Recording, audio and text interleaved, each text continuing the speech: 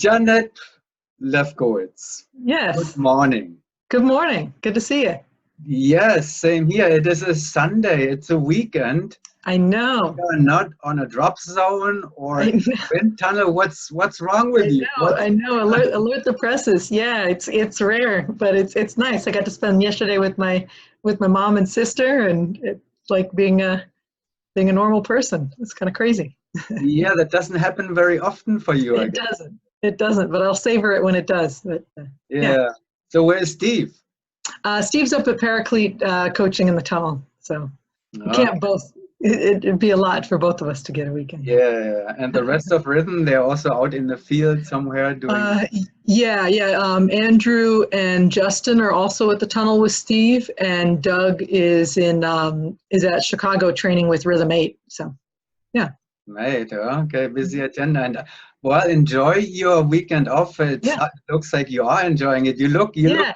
You look healthy and happy and all that. So it is good for you, I Thank you. guess, a little Thank bit. you. Yeah. I am enjoying it. Well, the intensive part of the year and of the season is coming up, I guess. Yeah. Mm-hmm. Summer is coming, and the USBA nationals are coming closer. Mm-hmm.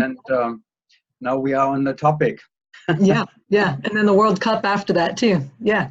Yeah. Mm-hmm. So you were, or Rhythm was Mm-hmm. not at the Summer Classic. I remember when we talked last time also, and we went through your plans for the year. Yeah. I went to Paraclete to Mm-hmm. be at the Classic to find you there and talk Uh, to you, but you wasn't there. oh, sorry. Sorry about that. Yeah.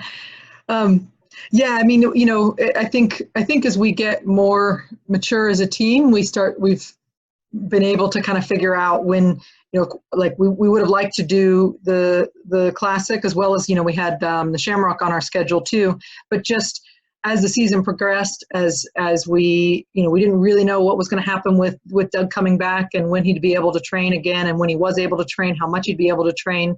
And so we just have had to kind of adapt to that. And actually, Doug coming back, he's been able to just kind of ramp up into training so quickly and so well that we've just felt like we need to just take advantage of that and train when we can.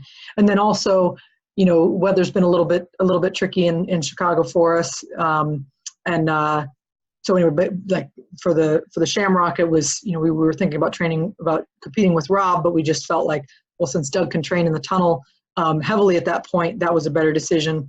And then same with the Paraclete meet, just some stuff.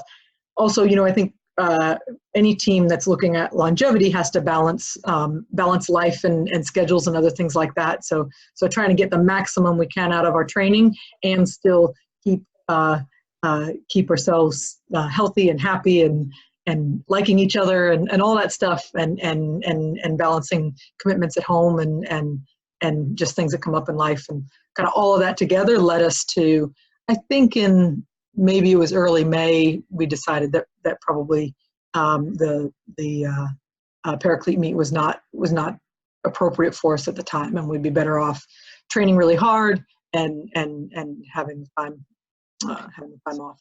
So it was not like what everybody thought, where airspeed is not coming because they have a new lineup, so Rhythm doesn't really have competition there, so they're not going there, and then we are going to train instead, because you were training that weekend, right? Not that weekend. We trained the week before in Chicago leading up to it, but then we had the weekend off and we're working and things like that. So yeah. So airspeed. Okay, I'm sorry, I didn't want to. Yeah, no, we had decided not to do the meet long before we heard that unfortunately they weren't going to be able to do it either. So. Yeah, so both had nothing to do with airspeed not coming, had nothing to do with you not coming. It was all completely coincidence, and yeah. Funny coincidences anyway. Yeah, so many coincidences now for airspeed that there is somebody like Matt Davidson available for them to fill the slot, and you speak very highly of him. Yeah. I mean, I've gotten to know Matt a little bit more over the last few years. First, like just training with the Golden Knights a couple years ago with Jen, you know, and then over this last year with XP8, you know, got to know him a bit, and I just respect him so much as a person and a teammate and an athlete and a competitor. And I think, yeah, I mean, it's a great choice for them to bring him on. And a lucky coincidence too that he is available right now. Yeah, so extremely lucky for them. But then still, at the same time, the situation reminds me, at least somehow, on 2017, where Airspeed, you know, it was your third year with Rhythm, and Airspeed had a personnel change, and there was like half a year for Airspeed to catch up. You beat them at the very beginning of the championship, but everything looked like, well, this is the year of the Rhythm. And now we are in a similar situation again, half a year for Airspeed. And Matt is going from inside center to point, which cannot be more different. The only thing that is more dramatic probably is going from videographer to active slot. So how do you feel about that? I mean, you know, I think a couple things. One is that, you know, first, like, you can never really underestimate Airspeed and what they, you know, the project they have and the program they have. That, you know, they always train really hard and do excellently. You can't underestimate that ever. And then also, I agree there are some similarities to a couple of years ago, but every situation is really different too. And I just think I just respect Matt so much, and I think he's just such a great competitor. And I agree it's a big change, but I think that I think if anybody's up for it, he's going to be great in that spot. So yeah, but then ultimately, honestly, like, you know, I think, again, it might sound a bit cliche, but like, I think one of the biggest things that I've learned and we've learned as a team is that really the only thing we can do is focus on ourselves and keep our heads down and keep doing what works for us. And then, you know, when it comes down to it, you know, of course it takes a lot of hard work and everything. And then there's also just a certain amount of just luck and how things go the day of and all that stuff. And so, you know, I think it's, so for us, it's just about, we're just going to continue on our plan and work through. And, you know, something too that's very different for us, you know, going into this year versus the Nationals you talked about 2 years ago. I just feel like we're a very different team in that then we were very young and we hadn't been there before as that group, and now we have. And then there's also, you know, just a ton of stuff going on with us as a team personally, you know, with working out, you know, working out with Doug's recovery, bringing, you know, just being 5 years in, how do we as a team continue to function as a team that is, you know, has a long-term, you know, has longevity, you know, and so it just, right now for us as a team, we're in a very different place. And so I'm excited to just keep doing that and see how that works for us. And I'm confident that it will, and we'll enjoy it along the way. And yeah, that's all we can do. Yeah, you did have a serious interruption there, at least for Doug's injury, that took almost a year of interruption, or you know, you were training with Rob, competing with Rob.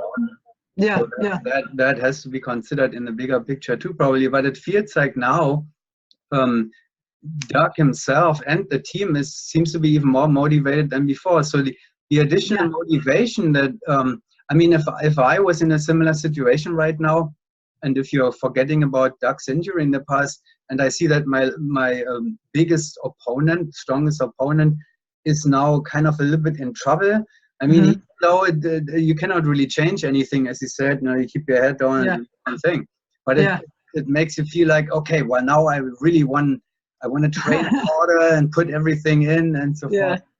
I mean, I don't know. I guess, you know, I've been doing this for 10 years now and wanting this for 10 years. And like, yeah, I think the internal motivations that we've found on the team are so much more powerful than anything that kind of happens externally that I've learned just is way beyond my control. So like, like, yeah, of course it's you know, it's interesting, but really what's most motivating to me is like last week's training with Doug, and just how it felt like. So we started jumping again in April, and it felt like we hadn't jumped in you know, in 6 months together as a team, or, you know, it didn't, had nothing to do with Doug as much as it had to do with just the fact that we were untrained in the air as a team. And then we did a couple training camps in Sebastian, and it started to feel a little better. But then I feel like last week was the week that I felt like, oh man, this feels great again, and even better than before. And so to me, that's like way more motivating than anything that happens externally, you know. Yeah. So. And that just coincided with the airspeed situation at the same time, that kind of your breakthrough, like now it feels good again, like it used to feel, or we're getting to the point now, just happened to be at the same time. Yeah, I guess so. Interesting. I guess so. Yeah. So. Well, it's all exciting to watch from the outside. You don't. You don't see that. Probably your fans, rhythm fans, are probably more excited and put all kind of thoughts into this, like the NSL news does. Speed is probably also fully involved in catching up now, or getting familiar with their new lineup. So both teams are probably not really as excited about it as the audience is, so it's not directly involved in it. So that's interesting to hear. So you're in full training swing now. I mean, this weekend everybody is working still, but then now your intensive training time is coming. Yeah. We're back up in Chicago training. We're all back after Doug has a big event at the end of this month, or beginning of July. He has his invitationals, and then we train after that, and then we train a little bit again before Summerfest, and then a bunch of training in August. So yeah, getting. Okay, well, good luck with everything, JaNette. Thanks for the update and a little bit of the insights of rhythm, the big, the big topic right now. I appreciate it, and the people appreciate it. Then we'll see you next, probably in Rayford for the Nationals. I would guess. Anything in between besides training? No, probably not. No, not really. I mean, we're just training, and then we've got a number of events coming up, and so okay, the Nationals and then the World Cup. So it'll be a nice long season. That's coming on home turf this year. Arizona home turf, but US home turf. Yeah, it'd be good. Yeah. Okay. Thank you very much, JaNette. And again, good luck with everything. Thank you.